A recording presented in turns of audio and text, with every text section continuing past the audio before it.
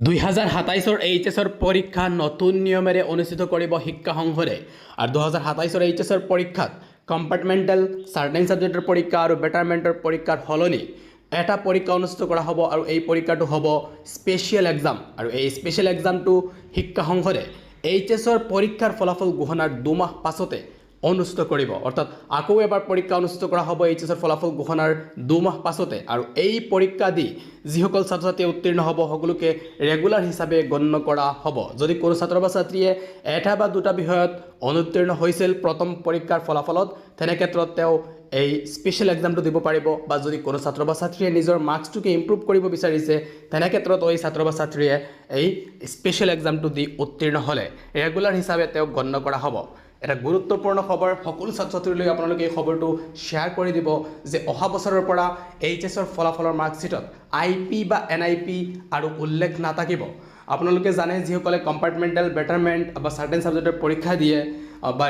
ৰিএপিয়াৰ হয় সকলোৰ মাৰ্কশ্বিটত কিন্তু এটা কথা উল্লেখ থাকে ইনষ্টিটিউচনেল প্ৰাইভেট অৰ্থাৎ আইপি বা এনআইপি এনেধৰণৰ কিবা এটা উল্লেখ আছিল কিন্তু এতিয়াৰে পৰা এইটো আৰু উল্লেখ নাথাকিব সকলো ছাত্ৰ ছাত্ৰীকে ৰেগুলাৰ বুলি গণ্য কৰা হ'ব যদি কোনো ছাত্ৰ বা ছাত্ৰীয়ে এটা বা দুটা বিষয়ত অনুত্তীৰ্ণ হৈছিল তেওঁ স্পেচিয়েল পৰীক্ষা দি যদি উত্তীৰ্ণ হ'বলৈ সক্ষম হয় তেনে ক্ষেত্ৰত তেওঁক ৰেগুলাৰ হিচাপে গণ্য কৰা হ'ব আৰু যদি কোনো ছাত্ৰ বা ছাত্ৰীয়ে দুটাতকৈ বেছি বিষয়ত অনুত্তীৰ্ণ হৈছিল তেনে ক্ষেত্ৰত তেওঁ কিন্তু ৰিএডমিশ্যন ল'ব লাগিব আৰু ৰিএডমিশ্যন লৈ নেক্সট ইয়াৰত তেওঁ যেতিয়া পৰীক্ষা দিব তেতিয়াও তেওঁক ৰেগুলাৰ হিচাপে গণ্য কৰা হ'ব মুঠতে কথাটো হৈছে যে এতিয়াৰে পৰা আৰু সকলো ছাত্ৰ ছাত্ৰীক ৰেগুলাৰ হিচাপে গণ্য কৰা হ'ব এইটো শিক্ষা সংসদৰ ফালৰ পৰা ঘোষণা কৰা হৈছে তো এইটো এটা ভাল পদক্ষেপ যে কোনো ছাত্ৰ ছাত্ৰীৰ মাৰ্কশ্বিটত এতিয়া আইপি বা এনআইপি উল্লেখ নাথাকে সকলোৰে মাৰ্কশ্বিটত কিন্তু ৰেগুলাৰ হিচাপে গণ্য কৰা হ'ব এইটো বৰ্ডৰ পৰা জনোৱা হৈছে আৰু ফলাফলত আপোনালোকক মই জনাই দিছোঁ যে যিসকলে অনুত্তীৰ্ণ হ'ব বা এটা দুটা বিষয়ত তেওঁ অনুত্তীৰ্ণ হৈছিল বা কোনো ছাত্ৰ ছাত্ৰীয়ে যদি নিজৰ মাৰ্কছটোকে আৰু ইমপ্ৰুভ কৰিব বিচাৰিছিল বেটাৰমেণ্ট পৰীক্ষা দি তেওঁ যদি মাৰ্কটোকে ইমপ্ৰুভ কৰিব বিচাৰে তেনে ক্ষেত্ৰত তেওঁ কিন্তু এই স্পেচিয়েল পৰীক্ষা দিব পাৰিব আৰু এই স্পেচিয়েল পৰীক্ষা আপোনালোকৰ যদি কোনো ছাত্ৰ ছাত্ৰীৰ এটা বিষয়ত অনুত্তীৰ্ণ হোৱাৰ পিছতো তেওঁ যদি বিচাৰে যে মই সকলো পৰীক্ষা ছাবজেক্টত পৰীক্ষা দিব বিচাৰোঁ তেনে ক্ষেত্ৰতো তেওঁ দিব পাৰিব অৰ্থাৎ অকল এটা পৰীক্ষা অনুষ্ঠিত হ'ব কিন্তু ছাত্ৰ ছাত্ৰীসকলে নিজৰ ইচ্ছা অনুসৰি যদি তেওঁ যি ছাবজেক্টত বেয়া হৈছে এইটোকে দিব বিচাৰে দিব পাৰে যদি তেওঁ বিচাৰে নহয় মই সকলো ছাবজেক্টতে এই পৰীক্ষাটো আকৌ এবাৰ দিম তেনেকৈ তেওঁ দিব পাৰিব আৰু ৰিএডমিশ্যন অকল যিসকল ছাত্ৰ ছাত্ৰীয়ে দুটাতকৈ বেছি বিষয়ত অনুত্তীৰ্ণ হৈছিল সেইসকল ছাত্ৰ ছাত্ৰীয়ে দিব লাগিব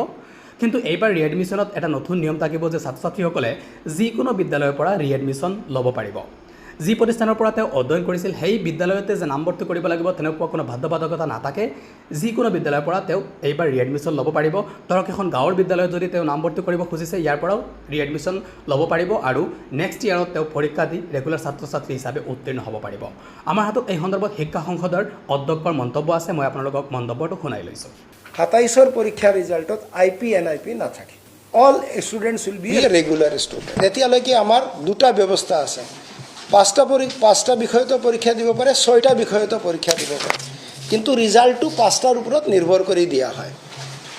এতিয়া আমি এটা সিদ্ধান্ত ল'লোঁ যে যিবিলাকে 5টা বিষয়ত পৰীক্ষা দিছিলে আৰু এটা বিষয়ত ফেইল কৰিছে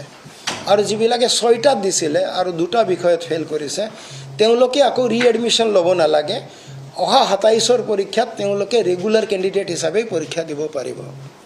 কিন্তু যদি তেওঁলোকে লগতে বিচাৰে যে মই এই দুটাই নহয় মই আৰু 3টা পৰীক্ষা দিব বিচাৰোঁ কাৰণ আমি 27ৰ পৰীক্ষাটো স্পেচিয়েল এক্সাম হিচাপে পাতিম ডেট মিনছ তেওঁ যদি আগৰ কোনোবাটো ভাল কৰিব বিচাৰে সেইটোও পৰীক্ষা দিব পাৰিব এইটো আগতে ব্যৱস্থা নাছিল এই বছৰ অহা বছৰৰ পৰা সেই ব্যৱস্থাও থাকিব ঠিক সেইদৰে যিবিলাক ছাত্ৰ ছাত্ৰীয়ে বেটাৰমেণ্ট দিব বিচাৰে সেইকাৰণে তেওঁলোকেও কমপ্লিট ছাবজেক্টৰ বেটাৰমেণ্ট দিব পাৰিব এটাও দিব পাৰিব দুটাও দিব পাৰিব তিনিটাও দিব পাৰিব সেইকাৰণে 27ত যিটো আমাৰ পৰীক্ষা হ'ব আগতে তাক আমি কম্পাৰ্টমেণ্টেল এক্সাম বুলি কওঁ বা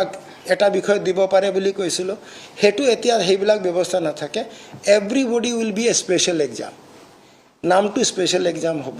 আৰু তেওঁলোকক আমি 2 মাহ পিছত তাৰমানে প্ৰথম পৰীক্ষা ৰিজাল্ট দিয়াৰ 2 মাহ পিছতে আমি স্পেচিয়েল এক্সাম পাতিম যিবিলাকে তাতেও ফেইল কৰিব তেওঁলোকেও দিব পাৰিব বেটাৰমেণ্ট তেওঁলোকেও দিব পাৰিব এই বছৰ যিবিলাকে ফেইল কৰিছে বা ভাল কৰিব বিচাৰে তেওঁলোকেও দিব পাৰিব ছ' ডেট এটা ৰেগুলাৰিটি হয় চবে ৰেগুলাৰ কেণ্ডিডেট হিচাপে থাকিব